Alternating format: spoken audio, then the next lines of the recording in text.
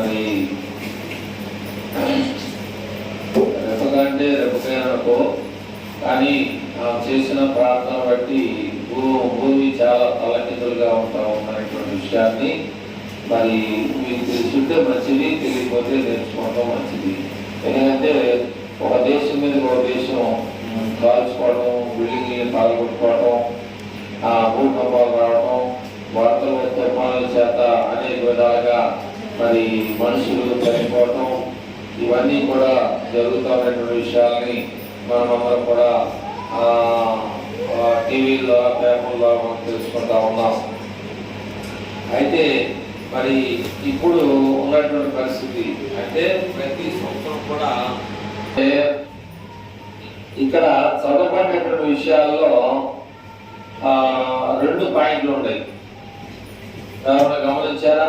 చదువుకున్న పిల్లలు కానీ వారికి అనుకున్న వాళ్ళు కానీ ఎవరైనా గమనించారా?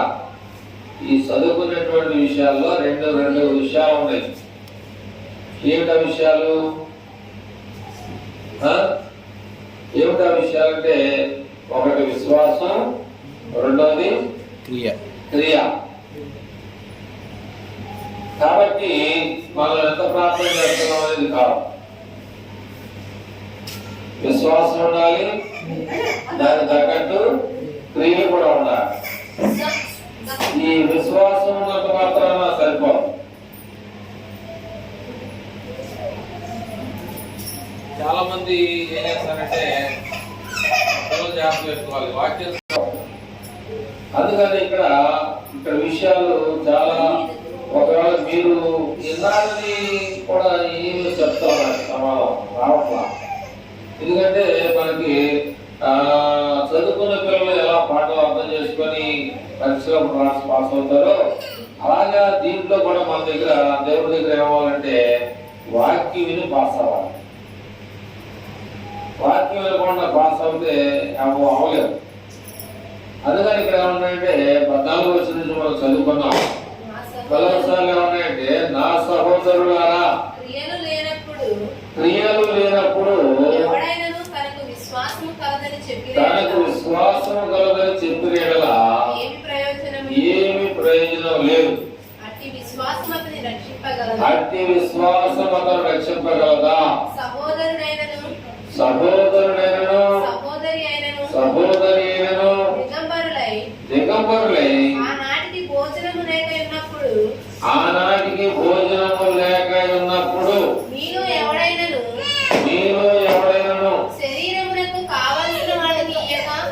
శరీరమునకు కావలసిన వాటిని ఇయ్యక సమాధానముగా వెళ్ళుడి, చలి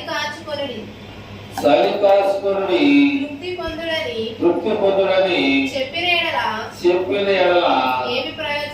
ఏమి ప్రయోజనము?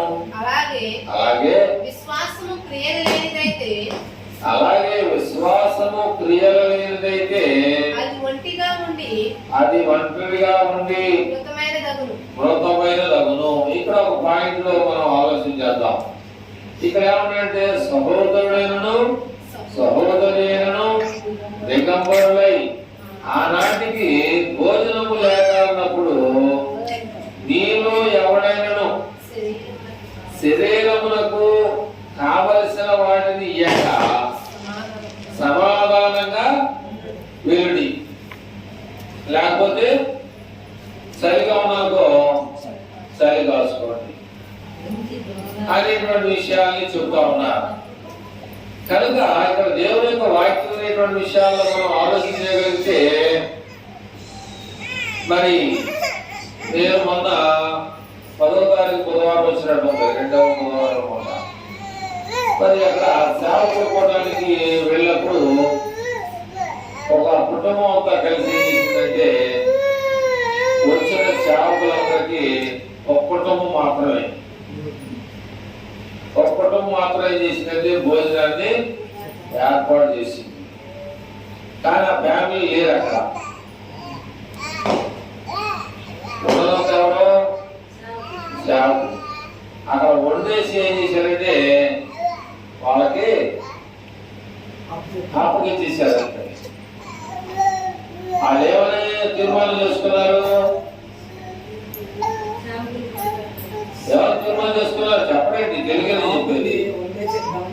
చేద్దామని తీర్మానం చేస్తుంది. అంతేగాని ఒక 20 మంది సేవకులు వస్తారని చెప్పేసి నేను అడితే పూర్వంతో తినేశారని చెప్పి చెప్పామనుకో, నీ విశ్వాసం సరైనది కాదు. నీకు పెట్టినా కానీ ఏమీ లాభం లేదు. కనుక ఒక మాట చెప్పాలంటే వాళ్ళు ఏం చేయాలి? మిగిలింది తెచ్చుకోవాలి కాదు, వాళ్ళు తెల్లా ఆ మధ్యలో లేరు. అంటే అర్థం ఏంటి? సేవకులకి మేము ఇవ్వాలి పెట్టాలి తీర్మానం చేసుకున్నప్పుడు మనం వినొచ్చా? తిరగడం అనేటువంటి ఆలోచనలో వాళ్ళు ఏం చేశారంటే అన్నాలు కూరలు మొత్తం ఇట్లాగే మనకు కూడా పైనే అక్కడ చర్చి వెళ్ళింది పైనే అవన్నీ సమకూర్చి వాళ్ళు వెళ్ళిపోయారో తెలియదు మనకి. కనుక ఇక్కడ వీళ్ళు ఏమన్నారంటే వీళ్ళు ఏమన్నారమ్మా? సహోదరుడైనను సహోదరైనను దిగంబరులై ఆనాటికి భోజనమునకు కావలసిన వాటిని ఇయ్యక సమాధానంగా వెళ్ళండి, లేకపోతే చలి కాల్చుకోండి. అయితే ఒక మాట చెప్పాలి ఏంటంటే దేవుని యొక్క వాక్యాన్ని బట్టి మనం ఆలోచన చేస్తే ఎవరికి మనం పెట్టాలి, ఎవరు పెట్టకూడదు అనే విషయాలు అర్థమైందా? ఒక విషయాన్ని మనం జ్ఞాపకం చేసుకోవాలి. ఎవరికి పెట్టాలి ఎవరికి పెట్టకూడదు అనేటువంటి విషయాలు మనం జ్ఞాపకం చేసుకుంటే, ఏలియా ఉన్నాడు, మంచి విశ్వాసపరుడు, భక్తి భయం అంటే చాలా ఓపిడిగా ఉండేవాడు. ఆయన సారేపతి గ్రామానికి వెళ్ళినప్పుడు ఒక విధవరాలు ఉంది, చిన్న పిల్లోడు ఉన్నాడు. వాళ్ళ దగ్గర రాసింది ఏంటంటే బైబిల్లో పట్టేడు పిండి గుడ్డులో కొద్దిగా నూనె అన్నాడు. కానీ శారీరక సంబంధమైనటువంటి దాని ఇక్కడ ఏమన్నాయంటే చలి కాల్చుకోండి తృప్తి పొందని వెళ్ళిపోయాడు ఆయన. ఆయన ఏం చేశాడు? మీ దగ్గర ఉన్న దాంట్లో నాకు కొద్దిగా పెట్టాలి, మీ దగ్గర ఉన్న దాంట్లో నాకు పెట్టాలన్నాడు. కానీ పెట్టొచ్చా పెట్టకూడదంటే పెడితే పెట్టొచ్చు లేకలేదు, పెడితే పెట్టొచ్చు లేకలేదు. పెట్టొచ్చా పెట్టకూడదా? పెట్టొచ్చా పెట్టకూడదా? పెట్టకూడదా ఉన్నారా? అంటే ఆ మొదటిగా అడ్డు తయారు చేసి పెట్టడం ద్వారా ఏం జరిగింది? ఏమాశ్రమం జరిగింది? పిండి ప్యాకెట్లా నూనె కూడా.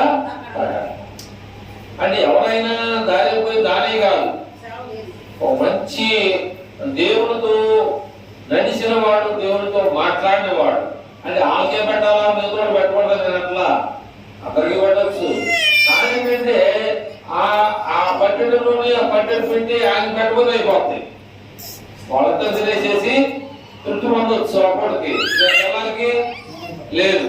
అందుకని చాలా మంది కూడా ఏం చేస్తారంటే, మరి మీరు ఎంతవరకు ఆలోచన చేస్తారో నాకు తెలియదు. ఇక్కడ చదవబడినటువంటి మాటల్లో ఎవరైనా మీకు కనపడ్డా? రాయి అబ్రహాం కనపడ్డాడు. అక్కడ ఏమన్నాయంటే అబ్రహాము దేవుణ్ణి నమ్మాడు. మీరు నమ్మారో లేదో నాకు తెలియదు, నేను నమ్మానో లేదో నాకు తెలియదు. అంటే మిమ్మల్ని అంటే కాదు, నేను కూడా సరిచేసుకోవాలి. అయితే ఇక్కడ అబ్రహాము ఇంటికి దేవుని యొక్క దూతలాగా మనుషులు వచ్చారు.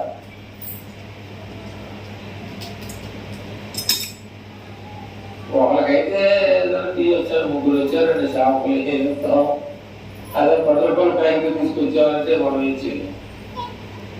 కానీ ముగ్గురు వచ్చారు అక్కడికి. ఎక్కడికి? అబ్రహాం ఇంటికి ముగ్గురు వచ్చారు. ఎంత వేళలో వచ్చారు? ఎంత వేళలో వస్తే ఆయన ఏమన్నాయంటే, ముందుగా ఓల్డ్ అంటే పాత పద్ధతిలో నీళ్లు పడుకోమన్నాడు కాదు. మీ అందరికీ తెలుస్తుంది, చెప్తే గుర్తొచ్చేస్తుంది. కానీ ఈ మంచం మీద కొద్దిసేపు మీరు అవసరం తీసుకోవాలని చెప్పేసి మంచి ఆహారాన్ని వారి ముగ్గురికి సిద్ధపరిచాడు. పాలు వెన్న మంచి కొవ్వుల దూడ తీసుకొచ్చాడు. మంచిగా ఆహారం తినేసి మీ అందరూ తెలుసు అది ఏం చేశాడు తెలుసా? ఎవరు చెప్తారా? ఏం చేశాడు ఆహారంలో?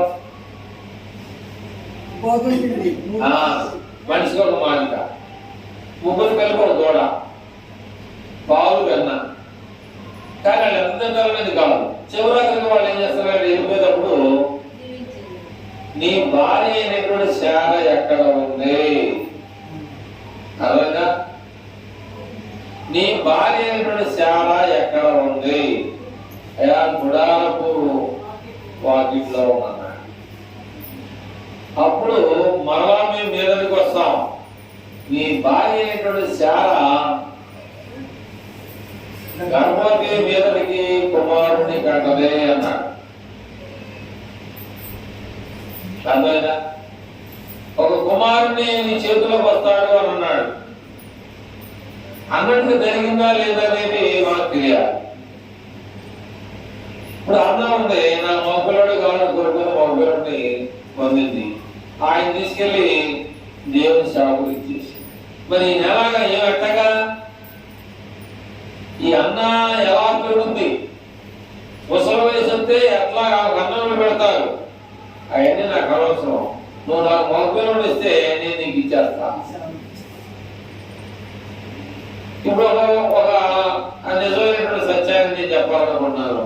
ఎవరి గురించి చెప్పలేదు, నా గురించి నేను చెప్తా.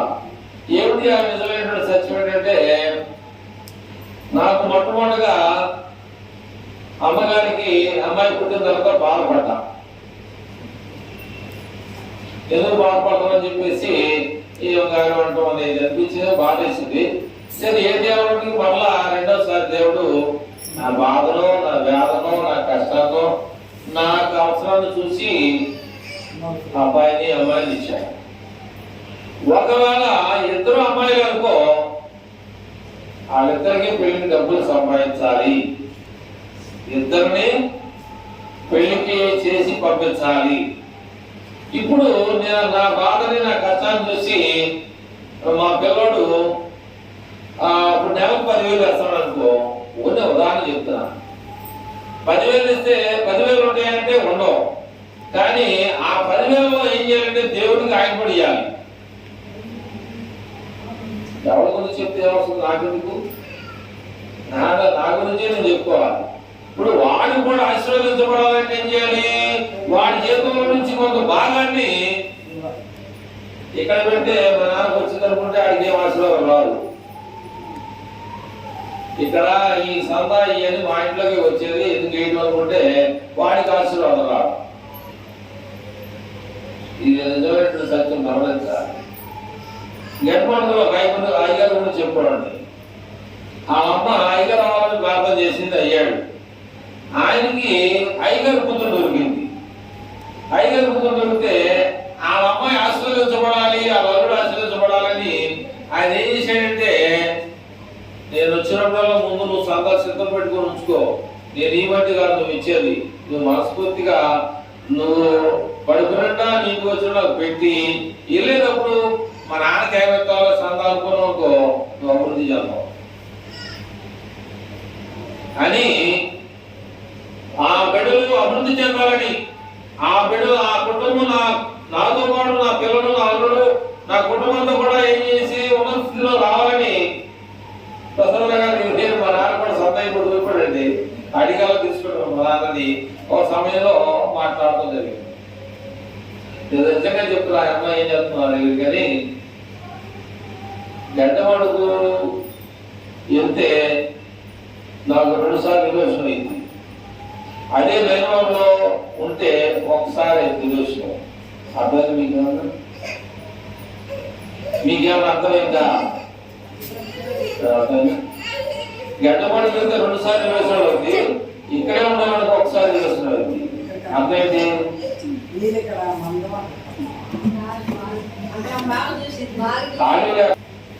దేవుడు చెప్పిన విషయాలన్నీ కూడా వాళ్ళ నాన్న పాస్టర్ గారు కనుక చిన్నప్పటి నుంచి ఆ అమ్మాయికి ఏంటి రంగలిచ్చాడు. ఏంటి? దేవుని దేవుని వాక్యాన్ని బాగా బాగా పఠించడానికి. ఇవాళ వాళ్ళు కోటీశ్వరుడే, ఏ పని చేయడు. 3 సంవత్సరాలు 10వ తరగతి 3 సంవత్సరాలు తప్పి 2 సంవత్సరాలకు 3 సార్లు పాస్ అయ్యాడు. కాకినాడలో ప్రీటి స్కూల్ అని ఉంది. 10వ తరగతి చదివినాడు ఇంగ్లీష్ మీడియం, బైబిల్ కాలేజీలో ఇంగ్లీష్ మీడియం చదివాడు. వచ్చేది ఏమైనా వచ్చిందా? 10 చదివినాడికి ఏమైనా వచ్చిందా? ఏమిగా అర్థమైందా? ఏంటంటే తన తల్లి చేసిన ప్రార్థన, తనకున్నటువంటి పట్టుదల, నేను ఒక స్థాయిలోకి రావాలి, నేను ఒక స్థితిని కలిగి ఉండాలి, నేను ఒక స్థాయిని సంపాదించుకోవాలని దేవుని యొక్క నియమాలన్నీ కూడా వారు కలిగి ఉన్నారు.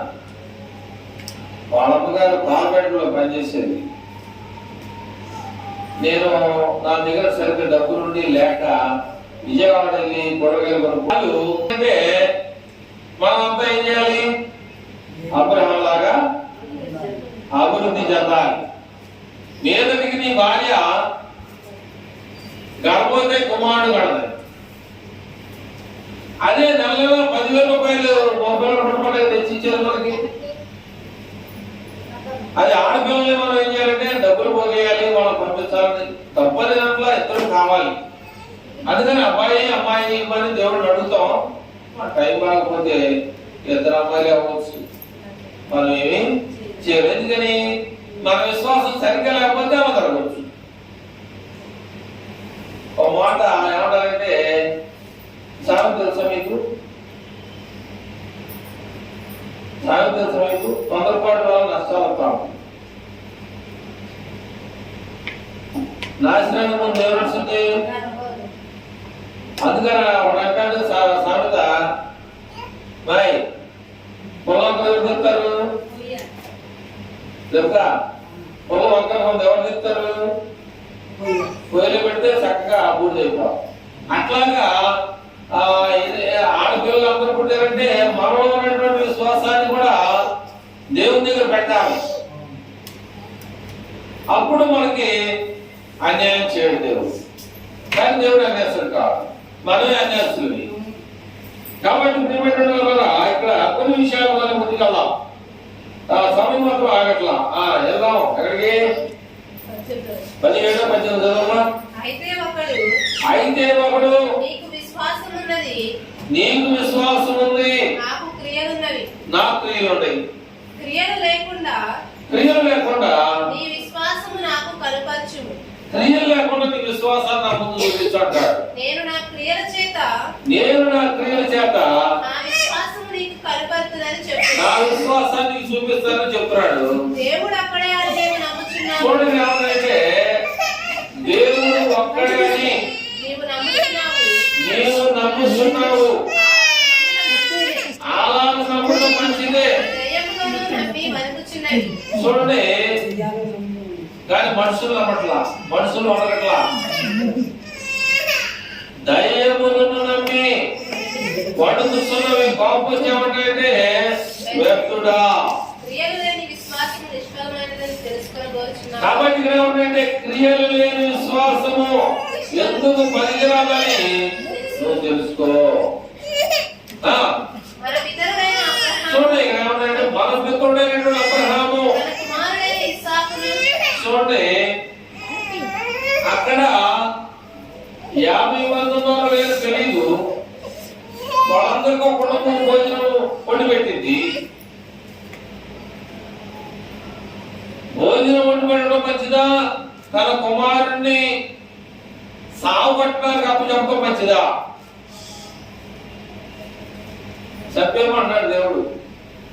నీకు లేక ఒక్కడే ఉన్నటువంటి, ఇది మనం చాలాసార్లు విన్నాం, కానీ ఏంటంటే సందర్భాన్ని బట్టి విషయాలు తెలుసుకోవాలి.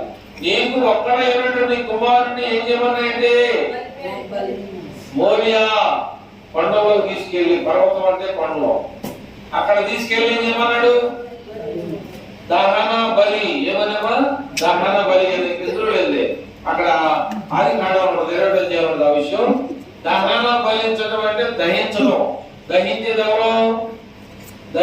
ఎవరు?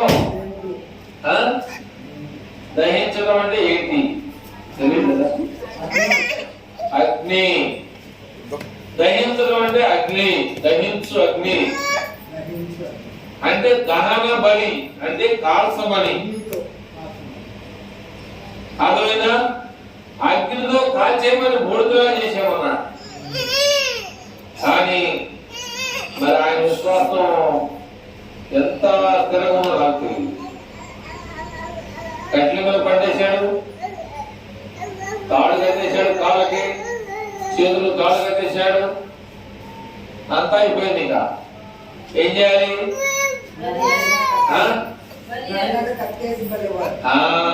చంపకుండా దేన్ని కాల్చుకోవడం, చంపకుండా దేన్ని బాధపెట్టుకోవడం. కాబట్టి ఆ కత్తి తీసుకొని ఆ చంపపోతుంటే దేవుడు చూశాడు. అబ్రహామా, నీ విశ్వాసం ఎంత గొప్పదో చూడాలనుకున్నాను, కానీ నీ కుమారుడు నాకు అవసరం లేదా. అబ్రహాముని ఏమన్నాడు మీకు తెలుసా?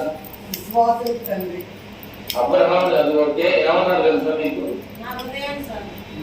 ఇంకా ఏమన్నాడు తెలుసా? నీ సంతానమును ఇస్కరేణుల వలె విస్తరిస్తానన్నాడు. ఇస్కరేణుల వలె విస్తరిస్తానన్నప్పుడు ఎందుకు చెబుతాడు? ఈయన కొడుకు మీద మైండ్ పెడతారా, నా మీద? వాళ్ళు చాలా జాగ్రత్త. నీ మనసు ఎక్కడ ఉంది, నీ మైండ్ ఎక్కడ ఉందో నువ్వే ఆలోచించుకో. నువ్వు దేవుడిని ప్రేమిస్తున్నావా, లోకాన్ని ప్రేమిస్తున్నావా, నీ బంధువులను ప్రేమిస్తున్నావా, లేదా నీ తల్లిదండ్రులు ప్రేమిస్తున్నావా? వద్దని అట్లా ముందుగా ప్రిపరేషన్ ఎవరు చేయాలి? ముందుగా అప్పం నాకు చేసి తర్వాతే నువ్వు తిను. ముందు నాకిచ్చి నన్ను శోధించు. నాకిచ్చి నన్ను శోధిస్తే ఆకాశంలో ఉన్న వాక్యం చెప్తా, పట్టజాల విస్తారమైన దేవుని నీ మీద కొమ్మనిస్తా, పోస్తా. ఇస్తాను కాదు, తిరగపోస్తా. దాంట్లో ఉన్నాయని నీ మీద పోస్తా. కొద్దిగా పెట్టంటే అది వేరు, అర్థమైందా? కొద్దిగా పెట్టండి వేరు, కుమ్మరించడం వేరు. అందుకని ఇక్కడ ఏమంటే తన కుమారుని విశ్వాసాన్ని చూసి పొదలో ఉన్నటువంటి ఆ గొర్రెను తీసుకొచ్చి బలిచ్చి, ఈ కార్యక్రమం ఆపొద్దు, ఈ బలి కార్యక్రమం, దహన బలి కార్యక్రమాన్ని ఆపొద్దు. ఆ గొర్రెను తీసుకొచ్చి చంపి ఆ దహన కార్యక్రమాన్ని చేశాడు అని. అప్పుడు 75 సంవత్సరాల వయసులో అబ్రహాము బాధపడితే ఆకాశంలో నక్షత్రం లెక్క పెట్టుకున్నాడు. నీ చేతలైతే దాని పేరేంటి, సముద్రంలో పోయి ఇసుక పట్టుకొని లెక్క ఎక్కువ. ఈ సంతానాన్ని అట్లా విస్తరిస్తా ఉంటాడు. ఇస్సాకు, యాకోబు, ఏశావు, యాకోబు పిల్లలు, అలాగే ఏశావు అది పేరేంటి, యోసేపు, అంతా పెద్ద కుటుంబమైంది. దేవుడు యాకోబుని గొప్పగా ఆశీర్వదించాడు. అర్థమైందా? కనుక ఇక్కడ ఏమంటే దయ్యాలు నమ్మి, అది నీ ఇష్టం. అది నువ్వు దేవుడు నమ్మి వండుతావో లేదో నాకు తెలియదు. కానీ ఇక్కడ దేవుడు ఏం చెప్తున్నాడంటే దయ్యములను నమ్మి వణుకుతున్నవి వ్యర్థుడా. చదువు 20. క్రియలు లేని విశ్వాసము నిష్ఫలమైనది తెలుసుకోబోతున్నావా? మన పితరుడైన అబ్రహాము తన కుమారుని ఇస్సాకును బలిపీఠం మీద, అక్కడ చూడండి నేను చెప్పింది అది రాశాడు, బలిపీఠం మీద అర్పించినప్పుడు అతడు క్రియల వలన నీతిమంతుడని తీర్పు పొందలేదా? విశ్వాసము అతని క్రియలతో కూడి కార్యసిద్ధి కలుగ చేసిననియు క్రియల మూలముగా అతని విశ్వాసము పరిపూర్ణమైనదనియు గ్రహించుతున్నావు కదా. కాబట్టి అబ్రహాము ఆయన దేవుని నమ్మాడు. అది అతనికి ఎలా ఉందంటే నీతిగా ఎంచబడింది. అబ్రహాము దేవుడు నమ్మాడు. నువ్వెవరిని బట్టి ఈ లోకంలో అతిశయపడతా ఉన్నావు? నువ్వెవరిని బట్టి అతిశయపడతా ఉన్నావు? బంధువులు బట్టా, నీ కుటుంబాన్ని బట్టా, నీ ఆస్తిని బట్టా, నీకున్నటువంటి బలాన్ని బట్టా, దేని బట్టి మనం అబ్రహాముకి గోడలు తాచుతుంది? నాకు అవసరం లేదన్నా. నా ఆస్తి అంతా కూడా ఎవరికన్నా మీకు తెలుసా? అంత నా ఆస్తి అంతా ఎవరు తీసుకుంటామన్నా తెలుసా? తెలియాలి. నా దగ్గర పనిచేసేటువంటి ఎలియాజరు ఉన్నాడు, నా పిల్లలు లేరు. ఎందుకు ఇదంతా? ఆయనకే కదా దక్కుంది. ఇంకేం చేసుకుని ఆస్తి అంతా గోడంతా ఆడుతుంది. ఏం చేయాలో తెలియట్లా. తినడానికి పిల్లలు లేరు, ఉండడానికి ఏదో ఉంది కానీ తినడానికి తినేవారు లేరు.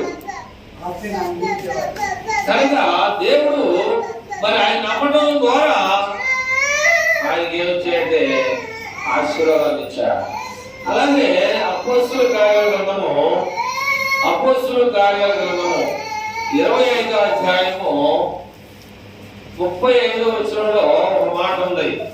అపోస్తుల కార్యాల గ్రంథము 20వ అధ్యాయము 35వ వచనంలో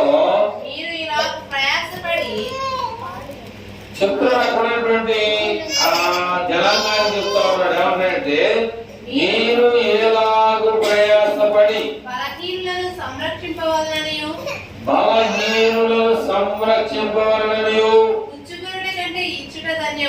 పుచ్చుకొనుట కంటే ఇచ్చుట ధన్యము అని ప్రభువైన యేసు చెప్పిన మాటలు. కాబట్టి ఈ విషయం ఎవరు చెప్పారు? ఈ విషయం నేరుగా చెప్పింది యేసు ప్రభువు చెప్పారని జ్ఞాపకం చేసుకొని అన్ని విషయాల్లో మీకు ఎలాగా మీరు చేయాలని చెప్పేసి చెప్తా ఉన్నాడు అపోస్తలుడైన పౌలు.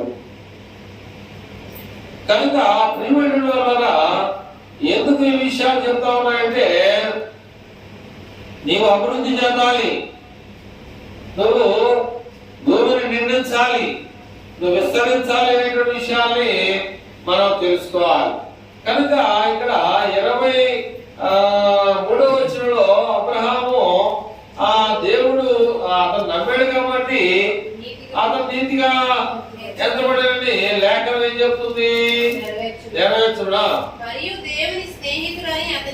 కాబట్టి ఈ లోకంలో మీకు చాలా మంది స్నేహితులు ఉండొచ్చు. అదేనా?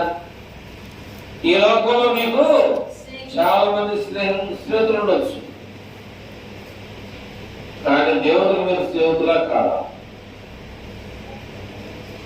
దేవునికి మీరు స్నేహితులా కాదా?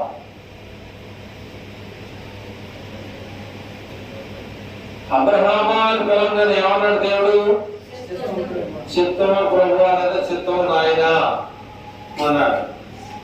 అలా ఒకవేళ మిమ్మల్ని పిలిచినప్పుడయా నేను ఉన్నా అని ఒకవేళ మనం పిలిచినప్పుడు మన సమాధానం చెప్పాల్సినటువంటి వారిగా మనం ఉన్నాం.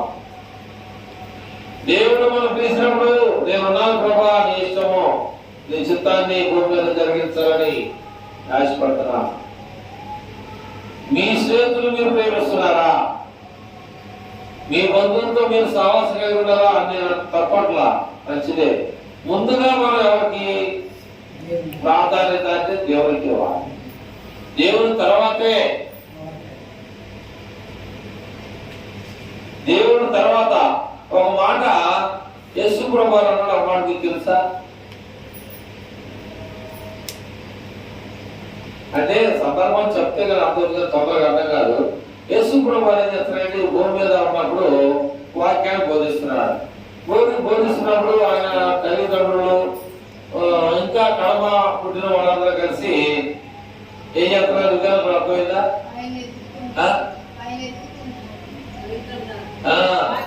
ఇక్కడ జనం ఉన్నారు, వాళ్ళే కొంచెం దూరంలో నుంచున్నారు. ఇదేంటి కాల్ చేసినాడు వాళ్ళ దగ్గర కానీ ఆలోచిస్తున్నారు. ఒకళ్ళు ఏం చేశారంటే, దారిపోయే దానియా అయ్యా, మరి మీ తల్లి మీ తండ్రి వీళ్ళందరూ కూడా అక్కడ వెలుపల ఉన్నారు, అంటే ఆ మాటకి ఏమన్నాడు ఇస్రాయేలు గారు? నా తల్లి ఎవరు, నా తండ్రి ఎవరు? ఏమన్నాడు? మీరు చెప్పండి ఆ మాటకి. నా తల్లి ఎవరో నా తండ్రి ఎవరో. తర్వాత ఏమన్నాడు? కనుక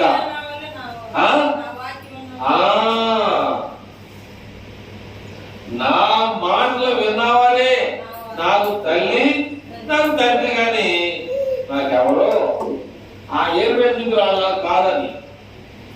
నా మాటలు వినేవారే నాకు తండ్రి కానీ నాకు తల్లి కానీ. ఆ మాట అనొచ్చా? అనొచ్చా అనమాట? అనొచ్చా? అనకూడదు. ఆయన అనడానికి వీలేదు. అంటే ఆయన శరీరానికి వచ్చాడు కానీ ఆత్మస్వరూపమైన సంగతి జనం గమనించట్లా. ఆయన ఒక మరియా యోసేపు కుమారుడు అనుకున్నారే కానీ, వడ్డంకి పని చేసుకున్నాడు కొడుకే అనుకున్నారు కానీ, ప్రార్థన పెట్టుకుంటాడు మా ఇంటికాడ. సాయంకాలం ఏంటారు ప్రార్థన రంగమాన్ని అయ్యారు ఎవరో ఇక్కడ ప్రసాద. ఆహా, ఆయన అది అర్థం ఏంటి? ఆయన అయితే మాకు తెలుసులే. అంటే ఎవరు కావాలి? వేరే వాళ్ళు కావాలి. ఎవరమ్మా ప్రార్థన చేసేది? ఆయన ప్రసాద్ గారు ఏం వెళ్తామని ఆయన అవతారదా? అంటే నీ విశ్వాసం ఎవరి మీద ఉంది? లేదు. ఆ ప్రసాద్ గారు ఏం చెప్తారు? ఆయన వాళ్ళ పేరు కూడా యేసోపే, వాళ్ళ పేరు కూడా మరిమే, మా అమ్మ పేరు మా పేరు కూడా యేసోపు మరిమే. యేసు ప్రభు నాన్న కూడా ఆయనేగా అనుకోవచ్చు. నీకు కావాల్సింది ఏంటి? వాక్యం కావాలి. వాక్యంలో మనం స్థిరులుగా ఉండాలి. వాక్యంలో కదల్చబడిన వారిగా ఉండాలి. వాక్యంలో నిలకడగా ఉండాలి. ఒక పాట పాడతారు, ఒక ఏం పాడతారు? నిలకడ లేని నా బ్రతుకుని మార్చు.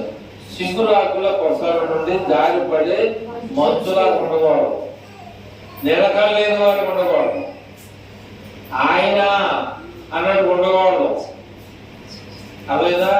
నిలకడ లేని నా జీవితాన్ని మార్చాడేసయ్యా. సిగురాకుల కొసల నుండి ఇంకా వచనాల నుంచి వస్తుంది. వచనాల నుంచి సిగురాకుల కొసల్లో వస్తాడు. ఏంటది? మంచు. ఎండొస్తే రాలి పడిపోతాం.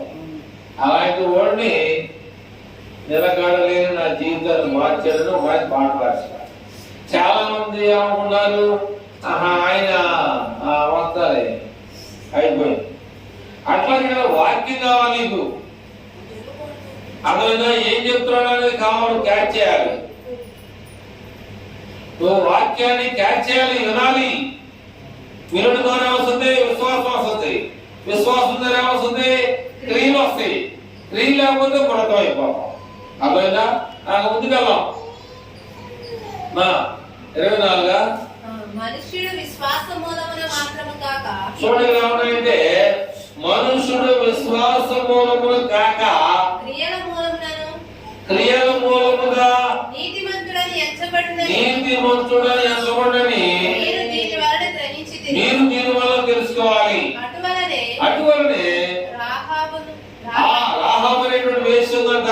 భూతలను తెచ్చుకొని రాహాబు అనేటువంటి వేసి కూడా ఏమంటే మార్పు చెందింది. కానీ మనం మాతలా చదువు విషయాన్ని. అటువలనే రాహాబు అనేటువంటి వేశ్య కూడా దూతలను చేర్చుకొని దూతల్ని పిలుచుకొని వేరొక మార్గమున వారిని వెలుపలికి పంపివేసినప్పుడు క్రియల మూలముగా నీతిమంతురాలని ఎంచబడెను కదా. చూసారా? వేశ్య కూడా మార్పు చెందింది. వేశ్యని కూడా దేవుడు పట్టుకున్నాడు. క్రియల మూలంగా. ఎలాగంటే క్రియలు, పనులు. నువ్వు దేవుని యొక్క సంఘంలో నీ పాత్ర ఏంటి? పాత్ర అంటే ఏంటి? పాత్ర అంటే పడే. నువ్వు ఏమన్నా చర్చి కొడుతున్నావా? చర్చి గడుగుతున్నావా? చర్చిలో గోందుతున్నావా? లేకపోతే చర్చిలో ఏమైనా సందా పడుతున్నావా? చర్చిలో పరిచయం ఏమైనా చేస్తున్నావా? చర్చిలో ఏమన్నా కుర్చీలు దుడుతావు? నేను దొరుకుతాయి కుర్చీలు అని ఎవరితో కూర్చుంటారా? చేస్తున్నావా? ఏం చేస్తున్నావు? మనం సంఘంలో మన యొక్క పాత్ర, నీ పరిచయం ఏమై ఉంది? పెట్టలాగా చెడిపోయింది నిద్రపోయి పొద్దున్నే 5 గంటలకు వెళ్ళిపోవడం వచ్చి పెట్టలాగా వచ్చేసి నిద్రపోయి పొద్దున్నే 5 గంటలకు వేసి వెళ్ళిపోవడం కూడా. మనం సంఘంలో కూడా పనులు చేయాలి. నా పని చేయకు, నా పని నేనే చేసుకుంటా. మీరు దేవుని పని చేయాలి. దేవుని పని చేసి దేవుడు మిమ్మల్ని దీవిస్తాడు, దేవుడు మిమ్మల్ని ఆశీర్వదిస్తాడు. మీకు దేవుళ్ళకి కావాలి అంటే దేవుడు పరిచయం చేయాలి. కనుక అప్పుడు వల్ల దేవుని యొక్క వాక్యంలో ఉన్నటువంటి ఈ యొక్క విషయాలన్నీ కూడా మనము నేర్చుకోకపోతే, పట్టించకపోతే ఆ పిల్లల్ని మనము దేవుని ప్రభు దేవుని దగ్గర జలుబు చేసినా, జ్వరాలు వచ్చినా వాళ్ళకి ఎండ తగలకుండా, వాన తగలకుండా మనం పెంచి పెద్ద చేస్తే రేపు పొద్దున వాళ్ళు మన మాట వినకపోవచ్చు. వినాలంటే ఏం చేయాలి? చిన్నప్పటి నుంచే వాళ్ళని జాగ్రత్తగా నడిపించాలి. దేవుల్లో చిన్నప్పటి నుంచే వాళ్ళకి దేవుని వాక్యాన్ని నెమరు వేసే పదవిలో తీసుకురావాలి. ప్రార్థన చేపించాలి, వాక్యాన్ని చదివించాలి. రోజు ఒక పేజీ చదవమంటున్నా. మీరు ఎవరు చదువుతున్నారా? ఎవరో చదువుతున్నారా? మీరు ఎప్పుడన్నా దేవునితో మాట్లాడారా? మీరు ఎప్పుడన్నా దేవునితో మాట్లాడారా? పుష్ప మంచి మంచి మాట్లాడుకోవడంతో మంచిది. దేవునితో మీరు ఎవరైనా మాట్లాడుతున్నారా? ఏమా దేవునితో మీరు మాట్లాడుతున్నారా? మాట్లాడలేదా? అమ్మాయి దేవునితో కూడా మాట్లాడలేదా? ఎట్లా? యోహాను సువార్త 1వ అధ్యాయం 1వ వచనం చూస్తే మీరు దేవునితో మాట్లాడుతున్నారో లేదో మీకే తెలుస్తుంది. అదేనా యోహాను సువార్త 1వ అధ్యాయం 1వ వచనంలో మనకు ఆ విషయాలు తెలియజేస్తే బాగుంటుంది అన్నమాట. చూడండి, పూర్వకాలంలో వాక్యం ఉంది, వాక్యం దేవుడి దగ్గర ఉంది, వాక్యం ఏమైంది? ఏం చేస్తున్న వాక్యం చదువుతున్నా, చదవకపోతే ఏమన్నట్టు దేవుడితో మాట్లాడలా. ప్రార్థన చేస్తున్నా మంచిది. నువ్వేం చేయాలంటే వాక్యం అంటే ఏంటంటే దేవుడు. అదైనా వాక్యం అంటే ఏంటంటే దేవుడు. ప్రకటన గ్రంథం 22:18-19 ఏమన్నాయంటే, ప్రకటన గ్రంథము 22:18-19 ఏమన్నాయంటే చూద్దాం త్వరగా. ఈ గ్రంథమందున్న ప్రవచన వాక్యములను విని ప్రతి వానికి అక్కడ ఏమన్నాయంటే, ఇక్కడున్న వారికి చెప్తా, ప్రతి వానికి యేసు ప్రభువు చేశాడు. 12 మందిని పంపుతూ ఉన్నాడు. మీరు సర్వలోకానికి జాగ్రత్తగా వాక్యం ఏదో ఆయన చెప్పేసి వెళ్ళిపోవడం కాదు. ఇక్కడ ఏమన్నాయంటే ప్రతి ఒక్కరికి, అక్కడ సర్వలోకానికి సువార్త ప్రకటించమని శిష్యులు చెప్పాడు. ఇక్కడ నేను ఈ గ్రంథమందున్న ప్రవచన వాక్యములను విని ప్రతి వానికి నేను చెప్పేది ఏంటంటే, ఎవడైనా ఖచ్చితంగా చెప్తున్నాడు. ఎవడు రాడు మా ఇంటికి వచ్చిన దానికి నీళ్లు కామంట అంటాం. ఎవడు రాడు గేటు పడుతున్నాడు, ఎవడాడు అంటానికి నీళ్లు కామండి. అందుకని దేవుడు ఈ భూమి మీద ఉన్న సృష్టిని తయారు చేశాడు కనుక ఏమన్నాడు, ఎవడైనాను జాగ్రత్త, ఎవడైనాను నీటితో మరి ఏదైనా కలిపిన ఎడల ఈ గ్రంథములో వ్రాయబడిన తెగుళ్ళు ఈ గ్రంథములో రాయబడిన తెగుళ్ళు దేవుడు వారికి కలుగజేయు. తెగులు వస్తుంది, జాగ్రత్త. ఎవడైనా ఈ గ్రంథములో రాయబడినటువంటి వాక్యం వాక్యములను కలిపినట్లయితే తెగుళ్ళు వాడి మీదకి వచ్చింది. ఎవడైనను ఈ ప్రవచన గ్రంథమందున్న వాక్యములలో ఎవడైనను ఈ ప్రవచన గ్రంథమున్నటువంటి వాక్యములలో ఏదైనాను తీసివేసిన ఎడల కలిపాడు అన్నాడు, ఇక్కడ తీసేశాడు అన్నాడు. అక్కడ కలిపాడు అన్నాడు, ఇక్కడ తీసేశాడు అన్నాడు. కలిపేదాము తీసేదాము ఎవడైనా సరే అన్నాడు అక్కడ దేవుడు. ఎవడైనా తీసేసినా లేదా కలిపినట్లయితే దేవుడు ఈ గ్రంథములో రాయబడిన జీవవృక్షములోను పరిశుద్ధమైన పట్టణంలోను వానికి తావు లేకుండా చేస్తానన్నాడు. పాలన్నా తావన్నా ఒకటి. ఆదావా ఎక్కడున్నావంటే చెట్టు ఉన్నాడు. ఎందుకన్నాడంటే నువ్వు అలా నీకు బాగుండదు, ఆ విషయం నాకు ఏరిపోతే పొడిచుకున్నాను ఆయన. కానీ మరి ఇద్దరేగా ఉంది. దేవుడు మంచోడు చెడ్డడా? కానీ దేవుని దగ్గర అనుకోవట్టుగా అంటున్నాను ఏంటంటే, ఒకడు అంటాడు పాపం ఎక్కితే నా దగ్గర కుక్కగంతులు లేవాలంటాడు. కొట్టాలన్నా కాపు వచ్చిన ఏమంటారంటే నా దగ్గర కుక్కగంతులు లేవాక నీ మాటలు చల్లవని రకరకాలుగా మాట్లాడతారు. అట్లాగే ఆయన దగ్గర చల్ల. మీ ఇద్దరు ఏదేదో వనముల నుంచి బయటికి వెళ్ళిపోయింది. నా దగ్గర కుక్కగంతులు చల్లవు. దూతపరమైనటువంటి మాట దేవుడు ఏమన్నాయంటే, మీ ఇద్దరు ఏదేదో వనములో నుంచి బయటికి వెళ్ళిపోండి.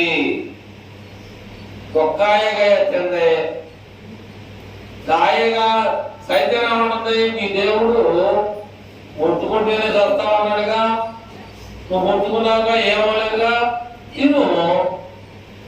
మీ దేవుడే చెప్పాడు ముట్టుకుంటే. అయితే అది తింటే ఇబ్బందులు అని మనం ఏమంటామంటే పిల్లలకి చెప్తాం. అట్లాగే వాళ్ళు కూడా తెలివితేటలో లోకంలో గెలకూడదని చెప్పి దేవుడు ఉన్నాడు, ముట్టుకోకూడదు అన్నాడు. ఇదేం ముట్టుకుంది, ముట్టుకుని చచ్చిపోతానని సావలేదు. నువ్వు తిని నీ కళ్ళు తెరవ. అక్కడ నుంచి వచ్చింది తిరణాల, అక్కడ నుంచి గుణమ తిరణాలకు వెళ్ళాల్సి వచ్చిందమ్మా. వేళంగాని తిరణాలకి, వేళంగాని అంటే మెడ్రాస్ నాగపట్నం వెళ్ళాల్సి వచ్చింది, తిరణాలకు వెళ్ళాల్సి వచ్చింది. ఏమిటా తిరణాలంటే ఆడమనేమో నువ్వు గనేటప్పుడు బతుకుతావో చచ్చిపోతావో నాకు తెలియదు అన్నాడు. మొగాయిన ఎవరైనా నువ్వు చేరు పంట పండించాలని చూస్తావు కానీ అవి కలుపు వస్తాయో మొల తుప్పలు వస్తాయో ఏమవుతాయో కూడా ఇవన్నీ మీకు తెలుసు. ఇవన్నీ కూడా మనం చిన్నప్పటి నుంచి వినుకుంటూనే వస్తున్నాం. కానీ పాటించడానికి మనం సిద్ధంగా ఉన్నామా లేదా అనేటువంటి ప్రయత్నం చేయాలి. నీకు ఆశీర్వాదాలు కావాలంటే నువ్వు ఖచ్చితంగా దేవుని మాట విను. నీకు దేవుని కావాలి అంటే దేవుడు చెప్పిన పని చెయ్యి. అందుకని దేవుడు ఎవరంటే నా తల్లి ఎవరు, నా తండ్రి ఎవరంటే ఆయన లోకస్తుడు కాదు, మనలాంటి స్వభావం కలిగిన వాడు కాదు. ఆయన పరిశుద్ధాత్మ చేత పుట్టబడిన వాడు. ఎప్పుడైతే ఆయనకి పేరు వచ్చిందంటే ఆయన మరణము సమాధి వరకు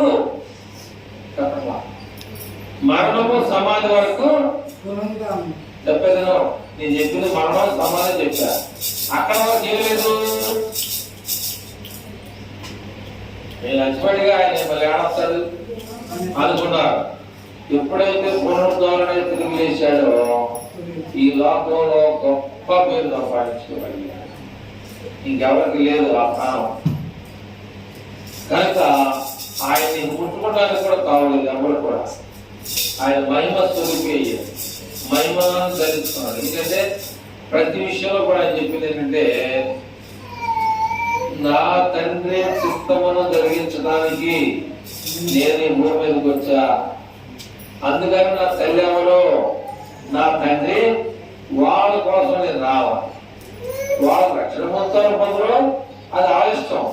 కానీ నాకంటూ ఒక ఆయన ఉన్నాడు పైన, ఆయన కోసం నేను వచ్చా. ఆయన కోసం నా ప్రాణాన్నైనా ఇవ్వడానికి నేను సిద్ధంగా ఉన్నా. ప్రియమైన వల్ల ఇక్కడ ఖచ్చితంగా చాలా జాగ్రత్తగా ఈ యాకోబు యేసు ప్రభు సహోదరుడు, ఈ యాకోబు పత్రిక రాసినటువంటి వ్యక్తి యేసు ప్రభు తల పుట్టినటువంటి వ్యక్తి. ఆయన ఏమన్నాడంటే దయ్యములను నమ్మి వడుకుచున్నవి, మనిషిని ఏమన్నాడంటే వ్యక్తుడా, క్రియలు లేని విశ్వాసము